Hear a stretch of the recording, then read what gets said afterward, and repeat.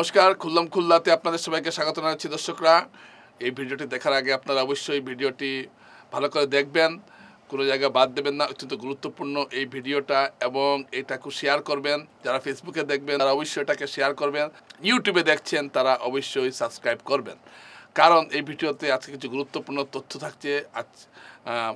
আপনারা জানেন যে খুলনায় এইগুলো সমস্ত বিষয় নিয়ে আলোচনা হয়। গত দুদিন আমি খুল্লা করতে পারিনি, কারণ আপনারা জানেন যে নির্বাচন একটা চলছে, এবং নির্বাচনে নানা ধরনের খবর সংগ্রহ থেকে শুরু করে অনেকগুলো কাজ করতে হচ্ছে, তাই ঠিক এদিকে সময় দিতে পারিনি।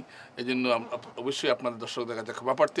আমরা আশা করি যে আপনারা বিষয়টিকে ক্ষমা সুন্দর দৃষ্টিতে দেখবেন। দর্শকরা, শিলচর লোকসভা আসনে এখন সবচেয়ে যে গুরুত্বপূর্ণ প্রশ্ন, সেটা হচ্ছে মুসলমান ভোটের গতি প্রকৃতিটা কী হতে পারে। এটা হলো সবচেয়ে বড় আলোচনার বিষয়। তো প্রথমে আমি কয়েকটা আলোচনা শুরু করার আগে আমি কয়েকটা তথ্য আপনাদের সামনে তুলে ধরছি। শিলচর লোকসভা আসনে ভোটার রয়েছেন 13,91,496 জন। অর্থাৎ শিলচর লোকসভা আসনে ভোটার রয়েছেন 13,51,456 জন। এর মধ্যে হিন্দু ভোটারের সংখ্যা হলো 4,78,470 জন। মুসলমান ভোটারের সংখ্যা হলো 4,73,026 জন। অর্থাৎ 65% হিন্দু এবং 35% মুসলমান। এবং দেখা গেছে এই হিসাবে যে হিন্দু ভোট মুসলমান ভোটের চাইতে প্রায় 4,05,000-এর মতো বেশি। অর্থাৎ শিলচর লোকসভা আসনে হিন্দু ভোট মুসলমান ভোটের চাইতে প্রায় 4,05,000 বেশি রয়েছে। তার মানে যদি সব মুসলমান ভোট যদি একদিকে চলে যায়, তাহলেও এই আসনে হিন্দু প্রার্থী জিতবেন, মানে অন্তরপক্ষে এখন যে পরিস্থিতি সেই হিসাবে এই আসনে। তাহলে প্রশ্ন উঠছে, আমি কেন মুসলমান ভোটের গতি প্রকৃতি নিয়ে আলোচনা করছি শিলচর আসনে? একটা কারণ রয়েছে। কারণ হলো যে কংগ্রেসের একটা হিসাব রয়েছে, সেটা হলো যে তারা পুরো মুসলমান ভোটটা পেয়ে যাবেন, এবং মণিপুরি ভোটের একাংশ, কৈবর্ত সম্প্রদায়ের ভোটের একাংশ, যেহেতু কৈবর্ত প্রার্থী আছেন একাংশ, এবং কিছুটা নার সম্প্রদায়ের ভোট তারা পেয়ে যাবেন।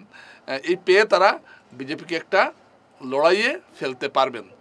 এবং এই যে একটা ভোটের বিন্যাস, এবং এটা কংগ্রেসের একটা অঙ্ক, কংগ্রেসের একটা সহজ অঙ্ক হলো যে এইভাবে তারা করবেন।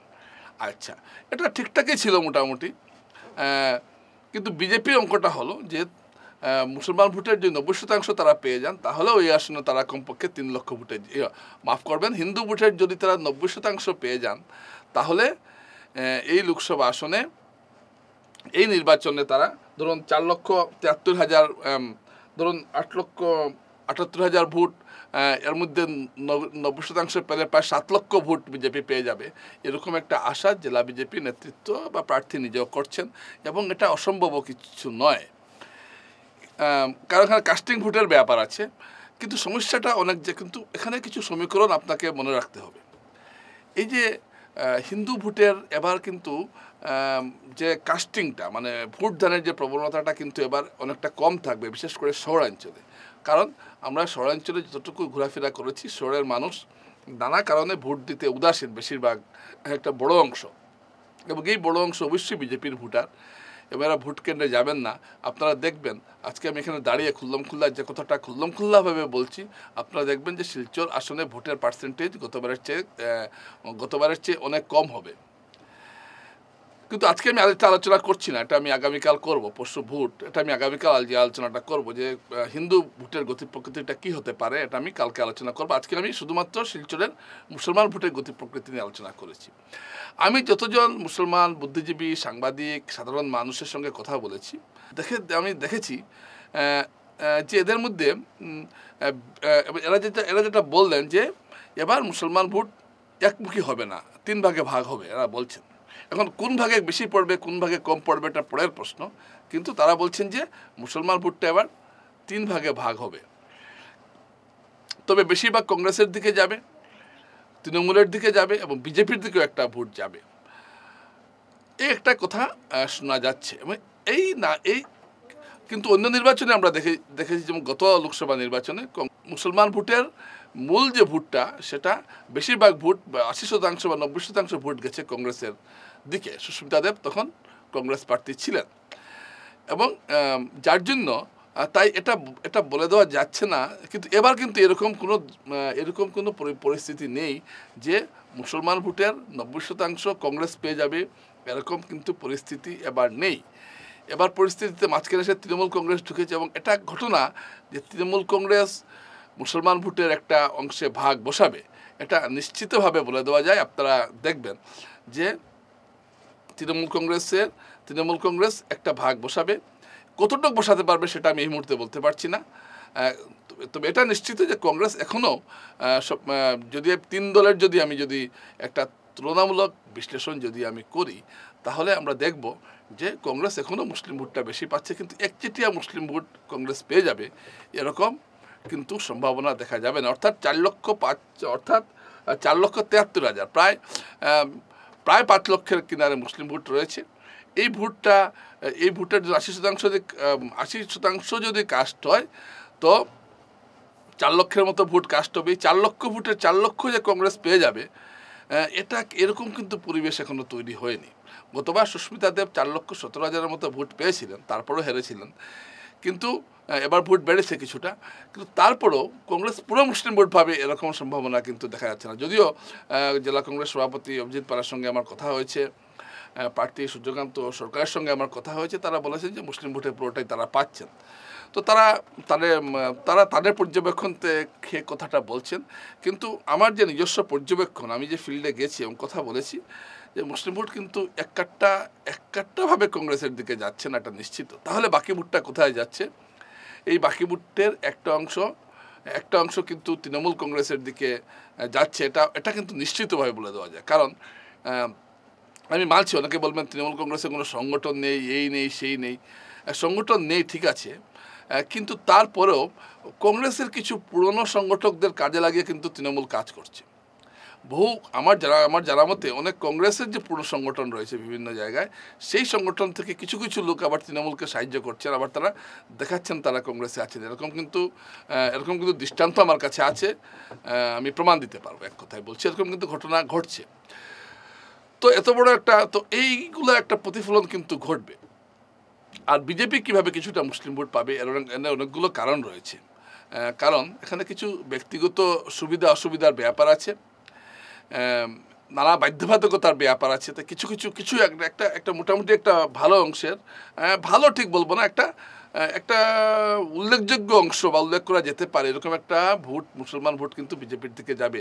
একদম যাবে না, একটা ভোটও যাবে না, এরকম কিন্তু ঘটনা নয়।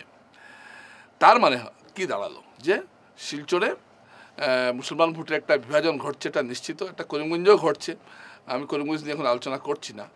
এটা করিমগঞ্জেও ঘটছে, কিন্তু শিলচরে মুসলমান ভোটের একটা বিভাজন ঘটছে, এটা নিশ্চিতভাবে বলে দেওয়া যায়।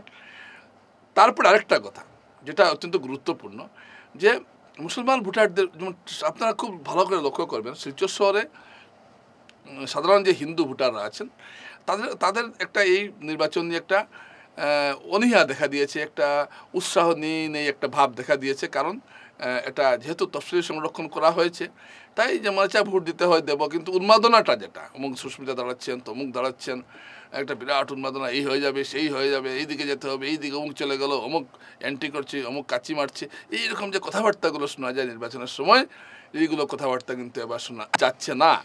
এর কারণটা হলো নির্বাচন নিয়ে সাধারণ মানুষের অনীহা। আপনি একটা চা স্টলে বসবেন, দেখবেন নির্বাচনের কোনো আলোচনাই নেই। কিন্তু 2019 সালের নির্বাচনের চা স্টলে আলোচনা, কাপড়ের দোকানে আলোচনা, অটো উঠলে আপনি আলোচনা শুনবেন, কিন্তু এবার এগুলো কিচ্ছু শোনা যাচ্ছে না। শহরে মানুষের একটা অনীহা রয়েছে ভোট দেওয়ার জন্য। ঠিক একইভাবে মুসলমানদের মধ্যে সাধারণ মুসলমান সমাজের মধ্যে একটা অনীহা দেখা দিয়েছে ভোট নিয়ে, এবং তারাও খুব একটা উৎসাহী এমন নন দিতে হবে। কারণ তারা জানেন, তারা সবাই যদি ভোট দিয়ে দেন তাহলেও এখানে বিজেপিকে হারানো যাবে না, এটা বুঝে নিয়েছেন। বিজেপি সম্বন্ধে আমি কালকে আলোচনা করব, বা আমি আরেকটা খুল্লা যদি করি তাহলে সেটাতে আলোচনা করব। কিন্তু আমি এখানে আজকে মুসলমান ভোটের গতি প্রকৃতি নিয়ে আলোচনা করছি। আর মুসলমান ভোটের কাস্টিংয়ের ব্যাপারটাও গতবার চাইতে কমও ঘটতে পারে, এটাও হতে পারে। তবে সাধারণভাবে মুসলমানরা কিন্তু ইচ্ছা অনিচ্ছা না থাকলে ভোট দিতে যাবেন, এটাও একটা ঘটনা। কারণ একটা ভোট দেওয়া মোদি জমানায় একটা নিজেদের অস্তিত্ব জাহির করার মতো ঘটনা, এটা কিন্তু মুসলমানরা ভাবেন।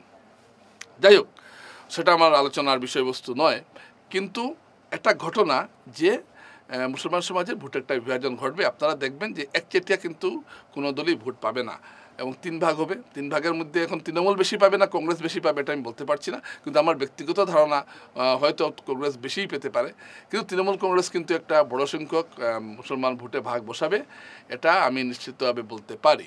অর্থাৎ মুদ্রা কথা হলো শিলচরে মুসলমান ভোটের গতি প্রকৃতিটা যেটা হচ্ছে সেটা হলো মোটামুটি 3 ভাগে বিভক্ত হবে। একটা ভাগ একটু বিজেপির ভাগটা একটু কম হলেও বাকি 2 দলের ভাগটা একটু বড়ই থাকবে, এরকম একটা ধারণা কিন্তু হচ্ছে অন্ততপক্ষে আজকের দিনটা। জানি না কালকে বা পরশু পরিস্থিতি পরিবর্তন হতে পারে, কারণ নির্বাচনের আসল খেলাটা হয় আগের দিন রাতে। তো আগের দিন রাতের কথা তো আমি আপনাদেরকে বলতে পারবো না এখন, কিন্তু এখন যে পরিস্থিতি সেইটা আমি আপনাদের সামনে খুল্লা তুলে ধরলাম। আবারও অনুরোধ করছি আপনারা ভিডিওটা দেখবেন।